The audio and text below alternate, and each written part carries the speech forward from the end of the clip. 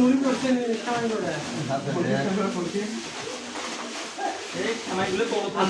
বস্তার কথা কোনো পলিথিন না বস্তাটা নাই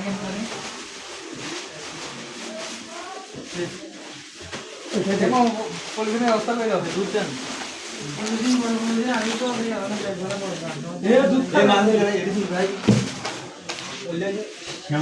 শ্যামার সাথে একটা না হয় শ্যামার দাদা না পলিথিন